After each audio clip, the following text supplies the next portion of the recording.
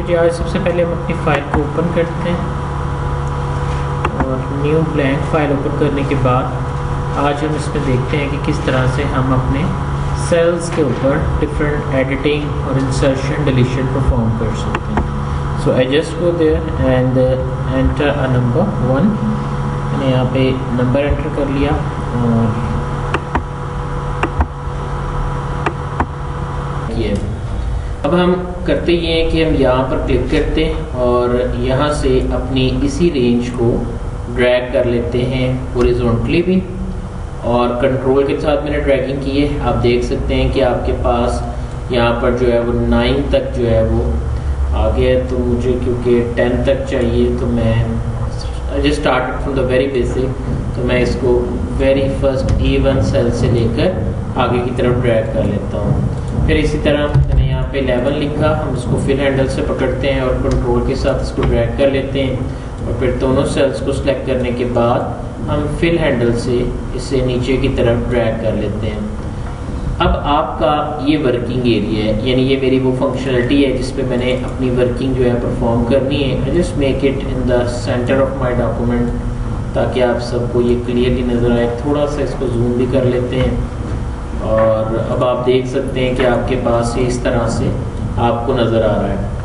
आज हमने इसके ऊपर जो वर्किंग करनी है उसके ऊपर हम क्लिक करते हैं। मैं यहाँ पर किसी भी सेल पे क्लिक करता हूँ। आप देख सकते हैं कि इस वक्त H कॉलम जो है वो आपके पास सिलेक्टेड है, और अगर मैं ऊपर से थोड़ा सा मज़ीद बड़ा करके देखें तो नाउ आप देखें H कॉलम मेरे पास इस वक्त सिलेक्शन में आ गया है, जबकि 5th रो जो है वो इस वक्त मेरे पास सिलेक्शन में है। और जो सेल मैं कह सकता हूँ कि मेरे पास इस वक्त एक्टिव है, इसका नाम H5 है। तो हम कह सकते हैं H5 मेरा वो सेल है जिसमें मैं इस वक्त काम कर रहा हूँ। H मेरा एक्टिव कॉलम है, जबकि 5 मेरी एक्टिव रो है। जब भी हम किसी सेल पर क्लिक करते हैं, जैसा कि मैंने यहाँ पर F3 पर क्लिक किया, F3 मेरा सेल है, F मेरा कॉलम है और 3 मेरी रो है। मैं ये कह सकता हूँ कि मेरे पास जो इसकी वैल्यू है वो 13 है, यानी इस वक्त आप कह सकते हैं कि F3 सेल की वैल्यू 13 के बराबर है। अगर मैं यहाँ से क्लिक करता हूँ I7, तो इस वक्त मैं कह सकता हूँ कि I7 की वैल्यू 56 के बराबर है। अब आज हमारी रिक्वायरमेंट जो है वो थोड़ी सी कुछ इस तरह की है कि आज हम जरा थोड़ा सा इसी के ऊपर मज़ीद प्रोसेसिंग को देखेंगे। तो मैंने यहाँ पर थोड़ा जूम आउट किया और मैं यहाँ पे क्लिक करता हूँ। So I just click on H5 जिसकी वैल्यू आप सबको नज़र आ रहा है 35 है। हमने यहाँ पर कोई सेल इंसर्ट करना है। होम के टैब में आपको इंसर्ट का एक ड्रॉप डाउन नज़र आएगा। आप अगर डायरेक्ट इंसर्ट पे क्लिक कर देते हैं तो ये ऑटोमेटिकली एक सेल इंसर्ट करता है और बाकी के तमाम सेल नीचे की तरफ चले जाते हैं। मैं वापस गया, मैंने यहाँ जाके क्लिक किया इस ड्रॉप डाउन पर, insert cell, control plus shift plus equal इसकी शॉर्टकट की है। आपने इसे ओपन कर लिया और ओपन करने के बाद जब हमने यहाँ व्यू किया तो मुझे नज़र आया कि मेरे पास 4 ऑप्शन है। Number 1 shift cells right. अगर मैं चाहता हूँ कि सेल्स नए इंसर्ट होने पर राइट साइड पर शिफ्ट हो जाएं तो आप शिफ्ट सेल्स राइट की ऑप्शन इस्तेमाल करेंगे। अगर आप चाहते हैं कि सेल्स नीचे की तरफ चले जाएं तो आप शिफ्ट सेल्स डाउन की ऑप्शन इस्तेमाल करेंगे। और अगर आप चाहते हैं कि नई रो बन जाए या नया कॉलम बन जाए तो आप इंटायर रो और इंटायर कॉलम की ऑप्शन इस्तेमाल करेंगे। मैं यहाँ पर जो ऑप्शन यूज़ कर रहा हूँ वो है शिफ्ट सेल्स राइट। मैंने ओके किया तो आप देख सकते हैं कि आपके सेल्स जो हैं वो राइट साइड पर शिफ्ट हो गया। अब हम क्या करते हैं, अब मैं ये वापस लाना चाहता हूँ तो उसके लिए आप इसको यहाँ से डिलीट कर दें। अगर आप यहाँ से डिलीट करेंगे तो वो अपने रूल को बरकरार रखेगा, नीचे वाला सेल ऊपर की तरफ आ जाएगा। मैं अपने उसी सेल की वर्किंग में वापस गया, मैं यहाँ पे इंसर्ट शीट रो करता हूँ तो आप रो इंसर्ट कर सकते हैं। याद रखिएगा, अगर आप अपनी इन्हीं कीज़ को वर्कआउट करना चाहते हैं again and again, control Y press करके आप अपने लास्ट एक्शन को रिपीट कर सकते हैं। अगर आप यहाँ कॉलम इंसर्ट करना चाहते हैं, इंसर्ट शीट कॉलम, आप अपनी शीट पर कॉलम इंसर्ट कर सकते हैं। जैसे ही आप इंसर्ट शीट कॉलम करते जाएंगे आपके पास जो है वो इंसर्शन होती जाएगी। As in our previous place हमने देखा था कि न्यू शीट पर क्लिक करने से आपकी नई शीट जो है वो इंसर्ट होती थी। अगर आप किसी भी शीट को ऑप्शन से इंसर्ट करना चाहते हैं तो इंसर्ट में आपके पास ऑप्शन है इंसर्ट शीट, आप यहाँ से भी नई शीट्स इंसर्ट कर सकते हैं। याद रखिएगा हर नई इंसर्ट होने वाली sheet automatically next number name से जो है वो हमारे पास आएगी। मैंने क्लिक किया, अगर मैं यही काम यहाँ से करना चाहता हूँ तो मैंने राइट क्लिक किया, यहाँ से इंसर्ट करने से नई रो इंसर्ट होगी। और अगर आप कॉलम के ऊपर क्लिक करके इंसर्ट करते हैं तो आपके पास नया कॉलम इंसर्ट होगा। राइट क्लिक करने से किसी भी सेल को सिलेक्ट करने के बाद उस पर राइट क्लिक करने से इंसर्ट का वही बॉक्स जो आप control plus shift plus equal से ओपन करके देख चुके हैं वही आपके पास दोबारा से आ जाएगा। मैंने फिलहाल इसको कैंसिल कर दिया। अब अगर मैं नई रो इंसर्ट करता हूँ या नया सेल इंसर्ट करता हूँ या नया कॉलम इंसर्ट करता हूँ तो कुछ भी करने के बाद आप अगर उसे डिलीट करना चाहते हैं तो वो कैसे होगा। मैंने अपनी रो में कर्सर रखा और मैं डिलीट की ऑप्शन सेलेक्ट करता हूँ। डिलीट शीट रो, आप यहाँ से रो डिलीट कर सकते हैं। डिलीट शीट कॉलम, आप यहाँ से कॉलम डिलीट कर सकते हैं। अगर आप यहाँ से सेल डिलीट करना चाहते हैं तो डिलीट करने पर ये 36 वाला सेल यहाँ से ख़त्म हो जाएगा, नीचे वाले सेल ऊपर की तरफ आ जाएंगे। और आप देख सकते हैं कि जैसे मैं डिलीट सेल पे क्लिक करता हूँ मेरे पास जो है ये बॉक्स खुला है। शिफ्ट सेल्स आप ओके करने पर नीचे वाले सेल्स ऊपर आ गए। अगर आप लेफ्ट साइड की वाले सेल्स को राइट वाले सेल्स को लेफ्ट पर मूव करना चाहते हैं आप डिलीट सेल्स का बॉक्स ओपन करें, शिफ्ट सेल्स लेफ्ट, आप देख सकते हैं कि ये डिलीट हुआ और ये यहाँ पर आ गया है। Next I click on this. अगर आप यहाँ से पूरी रो के बाद पूरी शीट को डिलीट करना चाहते हैं तो डिलीट शीट की ऑप्शन यूज़ करके आप डिलीट कर लेंगे। लेकिन यहाँ पर डिलीट करने पर वो मुझे एक मैसेज दे रहा है कि deleting sheet and you might be remove some data if you don't need it, click delete. कहता है सिर्फ उस सूरत में डिलीट करना जब तुम्हें इसकी ज़रूरत नहीं है। अगर तुमने एक दफ़ा डिलीट कर दिया तो आपका ये जो डाटा इस शीट के ऊपर है ये ख़त्म हो जाएगा। So it's a very extreme warning for me, क्योंकि अंडू की ऑप्शन से डिलीट की हुई शीटें वापस नहीं आएंगी। सो मैंने कहा मुझे इसको डिलीट नहीं करना है, इसको मैंने कैंसिल कर दिया। शीट 2 पे क्योंकि कोई डाटा नहीं है तो मैं इसको डिलीट करता हूँ। मैंने क्लिक किया, डिलीट शीट पे क्लिक किया। डिलीट जैसे ही मैं करता हूँ तो मेरा डाटा जो है वो यहाँ से डिलीट हो जाता है।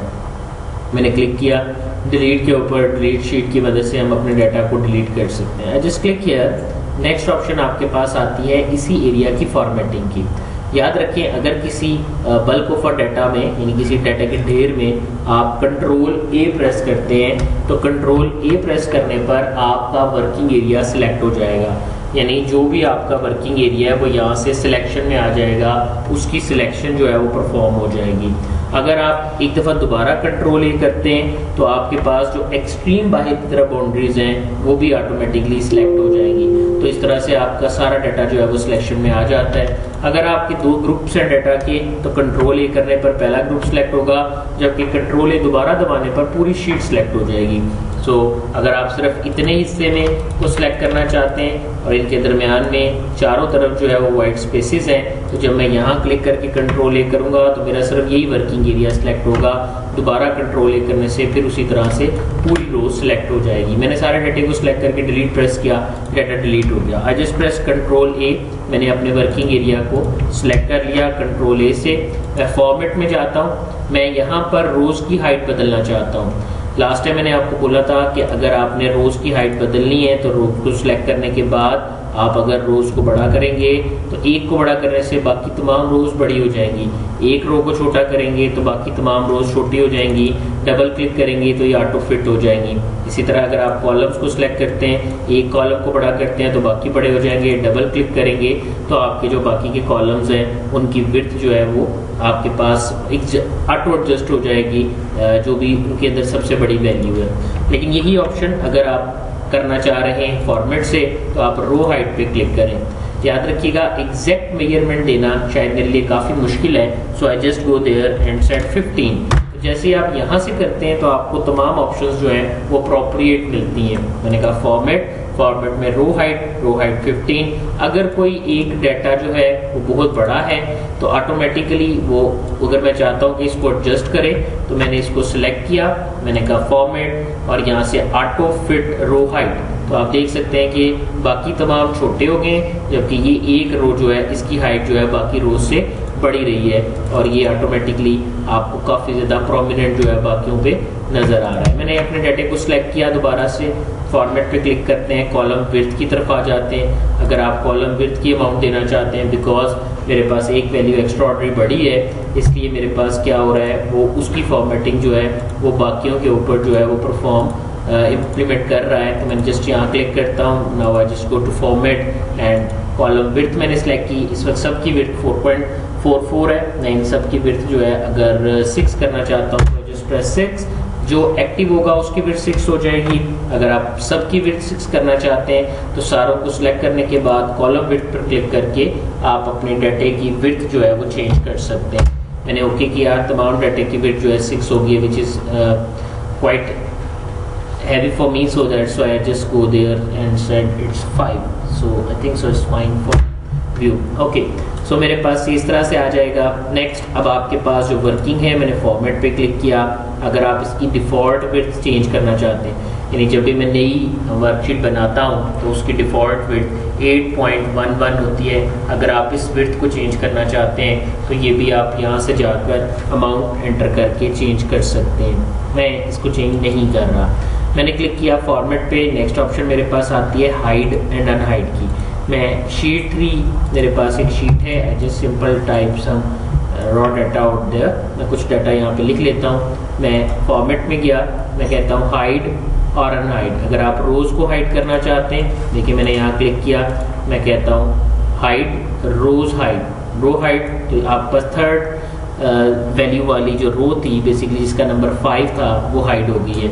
अगर आप कॉलम करना चाहते हैं, आपने कहा हाइड कॉलम, आपका पूरा कॉलम सी जो है वो हाइड हो गया है। अगर आप क्या चाहते हैं, अगर आप चाहते हैं कि पूरी शीट ही हाइड हो जाए तो देखिए शीट 3 हाइड हो गई है, आपके पास शीट 1 आ गई है। याद रखिएगा, एक वर्कबुक में कम से कम एक विजिबल वर्कशीट होनी चाहिए। यानी अगर मैं यहाँ जाकर हाइड अनहाइड से हाइड शीट करता हूँ तो मुझे कह रहा है कम से कम आपके पास 1 विजिबल वर्कशीट एक वर्कबुक में होनी चाहिए। सो मैंने इसको हाइड अनहाइड, मैंने वो जो हाइड की थी उसको अनहाइड करना है। So I just go hide unhide rows. अगर आप रोज को अनहाइड करना चाहते हैं, अनहाइड कॉलम और अनहाइड शीट। अगर आप शीट को हाइड करना चाह रहे हैं, आप एक वक्त में एक ही शीट को अनहाइड कर सकते हैं। सो जितनी शीटें हाइड होंगी वो सब इस लिस्ट में आ जाएंगी।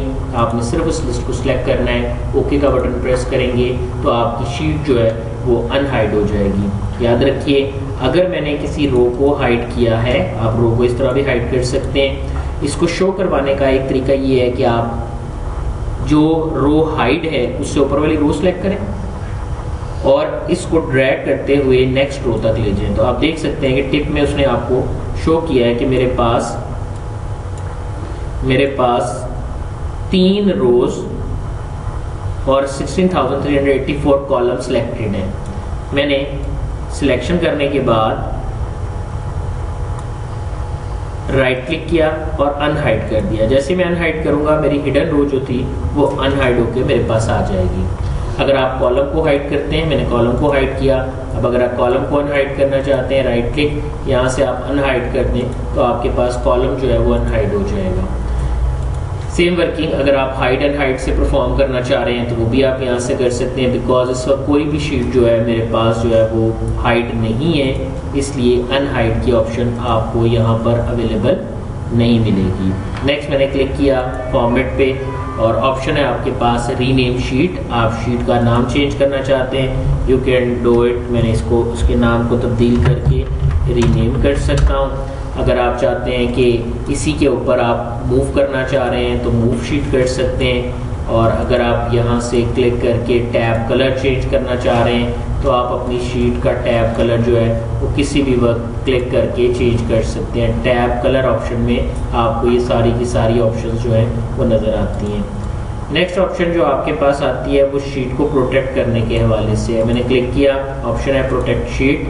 जैसे आप प्रोटेक्ट शीट पे क्लिक करेंगे तो इंशाल्लाह आने वाले लेक्चर्स में हम इसको डिटेल में देखेंगे। अभी सिर्फ इतना कि आपके पास जो सेल्स होते हैं उसमें दो तरह के सेल्स बड़े अहम हैं, एक लॉक सेल्स हैं, एक अनलॉक सेल्स हैं।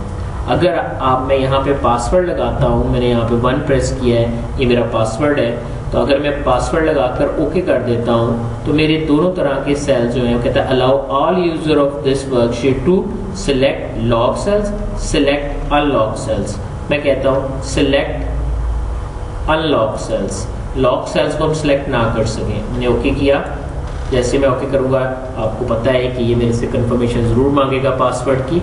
आई just enter 1 and press okay. अब मैं यहाँ क्लिक करने की कोशिश करता हूँ, which is not possible for me, क्योंकि तमाम सेल बाय डिफ़ॉल्ट जो है वो अपनी सेटिंग रखे हुए हैं। अब आप अनप्रोटेक्ट करें, आप पासवर्ड दें, ओके करें। अब ये कैसे पता चलता है कि कौन सा सेल लॉक है और कौन सा सेल अनलॉक है? आप किसी भी सेल डाटा पे रखते हुए, सेल पे रखते हुए जिन सेल्स को आपने चेंज करना है उसको सिलेक्ट करने के बाद कंट्रोल 1 प्रेस करें। ये वही डायलॉग बॉक्स है जिसको प्रीवियस डेज में भी देख चुके हैं। तो यहाँ number, alignments, fonts, border, fill और प्रोटेक्शन की ऑप्शन आपको नज़र आती हैं। अगर आप प्रोटेक्शन में जाते हैं तो यहाँ आपको नज़र आता है कि ये तमाम सेल लॉक्ड हैं। मैं इन तमाम सेल्स को अनलॉक कर देता हूँ। ये चेक बॉक्स है, मैंने इसको ऑफ कर दिया है। स्पेस दबाकर भी आप इसे अनलॉक कर सकते हैं। मैंने लॉक नहीं रखे, अनलॉक कर दिए। I just press okay. अब सिर्फ ये रेंज जो है ये अनलॉक है, बाकी सारे के सारे लॉक्ड हैं। मैंने क्लिक किया protect sheet, I just enter my password, okay, again confirm it, okay. Now you see कि अब मैं यहाँ पर तो मूव कर सकता हूँ, मैं यहाँ कुछ भी चेंज भी कर सकता हूँ, but I can't do at that area, क्योंकि ये मेरे सेल्स की जो डिस्क्रिप्शन है वो डिफरेंट है। तो इस तरह से हम अपनी शीट पर किसी भी वक्त प्रोटेक्शन की ऑप्शन को अप्लाई करके डाटे को प्रोटेक्ट या अनप्रोटेक्ट कर सकते हैं। तो मैंने इस तरह से इस एट्रीब्यूट को भी ख़त्म कर दिया, बिकॉज अभी हम इस ऑप्शन को डिटेल में नहीं देख रहे, इसलिए हम प्रोटेक्शन की ऑप्शन सबके लिए ही लॉक्ड कर देते हैं। तो मैंने ओके कर दिया, मेरे पास ये मेरी वर्किंग थी, इसको मैंने सेव कर दिया। और आपका ये सिनेरियो जो है इसको हम सेव करते हैं जी कंप्यूटर के ऊपर, और डेस्कटॉप के ऊपर ही मैंने इसको सेव करना है। So I just click on desktop and save my file with styles. So हमने styles के नाम से अपनी शीट को यहाँ पर सेव कर दिया।